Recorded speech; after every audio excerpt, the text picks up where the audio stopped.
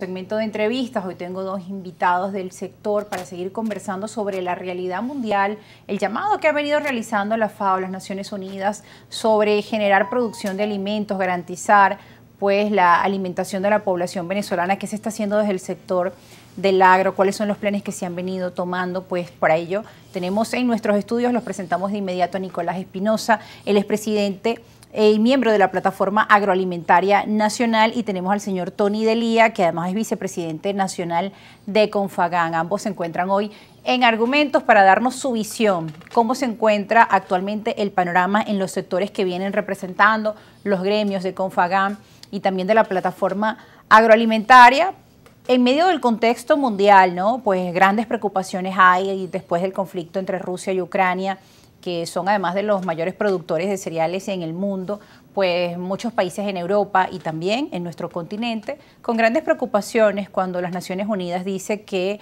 podría venir para el mundo una grave escasez de alimentos. Rosa, en primer lugar, muchas gracias por la invitación. Gracias a ustedes por estar con nosotros. Gracias al canal por permitirnos esta participación. Y quiero comenzar haciendo un reconocimiento al diputado Luis Eduardo Martínez, el cual entrevistaste el lunes y lo repetiste el miércoles, sobre la exposición muy didáctica, muy específica, como un parlamentario que hizo acá sobre la Ley Especial de Desarrollo Económico Regional.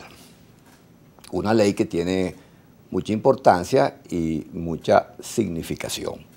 Sobre ella vamos a hablar específicamente hacia el sector agrícola. Y además, exacto, él decía en el programa, el diputado Luis Eduardo, que además de las zonas económicas especiales, esperan próximamente que las zonas de desarrollo agropecuario pues estén también presentes como zonas económicas especiales, que eso está por venir. ¿Cuáles son esas demandas del sector sobre Sobre este todo tema? quiero, antes de entrar en la materia, que es muy importante lo que le explico acá, evidentemente que faltaría la reglamentación de la ley, que está por venir.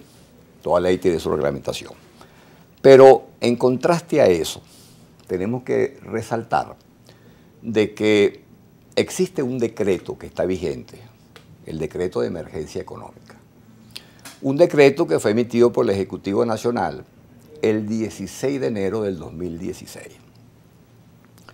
El constituyente estableció de que ese decreto no podía pasar de 180 días. Porque se envuelve el país en una situación de emergencia muy especial, que le da una serie de facultades al Ejecutivo Nacional para tomar muchas decisiones en forma expedita. Cuando se publicó el decreto, se acordó reactivar de aquella época, enero del 2016, los 16 motores de la economía venezolana. Hay otro decreto del 2021 también de emergencia económica que dictó el Ejecutivo. ¿Sí? Exacto. Entonces ahí, en ese decreto, fíjate, se acordó reactivar los 16 motores de la economía venezolana. El primer motor era el motor agroalimentario. ¿Y qué pasó con ese motor? Sí, se hicieron reuniones en el mes de marzo del 2016, mesas de trabajo, donde por razones que desconozco no asistió FEDENAGA, pero en aquel entonces FEDEAGRO asistió y le dio una serie de recomendaciones al Ejecutivo Nacional de cómo incrementar la producción agrícola del país. Si nosotros agarramos esa presentación que se hizo en marzo del 2016, vemos que en 6 años y medio no se ha hecho nada. Es decir, el decreto, el funcionamiento del decreto como tal, no ha dado el rendimiento o la expectativa que se esperaba. En base a eso, han mantenido el decreto por sentencias de la Sala Constitucional que se emite cada vez que se vence el decreto, el Ejecutivo le hace su renovación y la Sala Constitucional le da el visto bueno. Tenemos 6 años y medio con ese decreto vigente de emergencia económica. Tú comprenderás que en esas condiciones ese decreto contrasta con esta ley de desarrollo económico regional que me parece muy importante para poder reactivar el aparato productivo agrícola del país. Nosotros lo que planteamos es que la primera resolución que sacó el Ejecutivo, creo que hace una semana, designa 5 zonas para aplicar el decreto de desarrollo regional. De la zona norte costera. La zona norte costera y la parte turística, que es la Tortuga. Lo explicó muy bien Luis Eduardo Martínez, quiero felicitarlo. Yo no lo conozco personalmente, pero realmente es una exposición muy didáctica, muy buena, que al país le interesó. Y a nosotros nos interesó mucho la forma como él lo explicó. Evidentemente falta la reglamentación de esa ley. ¿Qué pedimos nosotros? Bueno, mira, Rosa, que se incluya los estados agrícolas en esa ley de desarrollo económico, porque eso va a reactivar el aparato productivo agrícola, va a producir más alimentos y donde se le da la apertura en esa ley a inversionistas tanto nacionales e internacionales, que las zonas que se decrete para zonas especiales, se va a crear una especie de autoridad única en cada zona y se van a recibir los proyectos y las inversiones para cada región. Nosotros lo que planteamos es que se incluya el sector agrícola, los estados agrícolas, o gran parte de ellos, en ese decreto.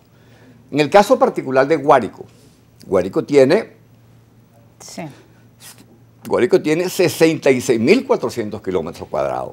Tiene 400.000 hectáreas para producir alimentos.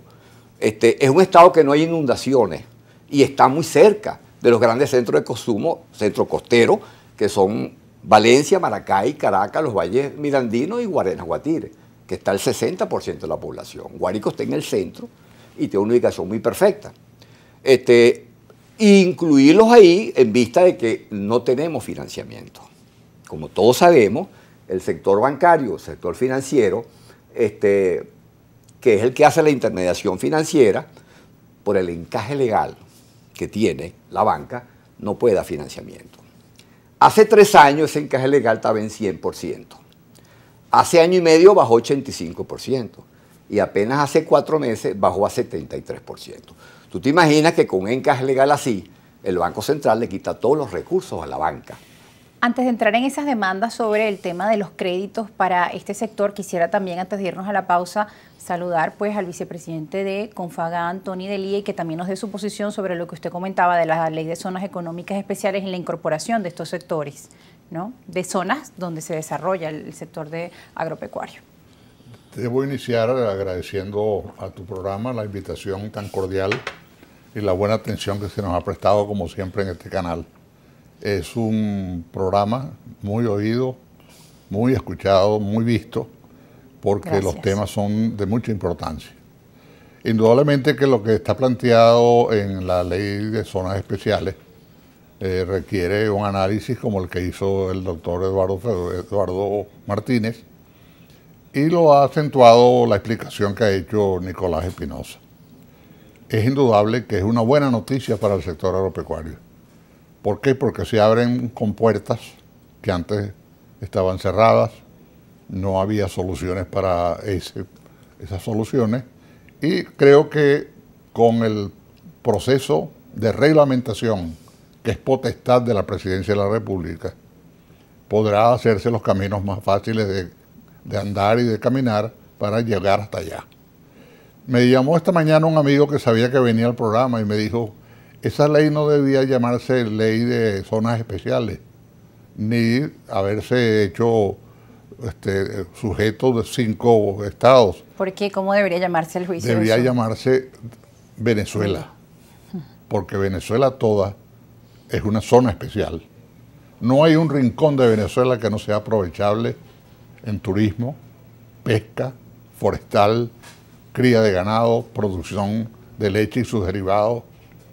Y creo que Venezuela está en un momento en donde está alerta todo el pueblo, dispuesto a salir del letargo, el cual lo tiene colocado la economía, que es un grito a voces, que existen estrecheces, por razones que yo no puedo analizar, que simplemente están en el tapete público y que estarían motivo de discusión en otras áreas.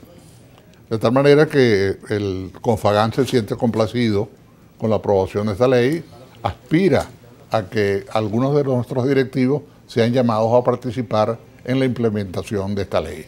Bien, a esta hora debemos ir con una pausa. Al regreso vamos a seguir conversando sobre esta ley.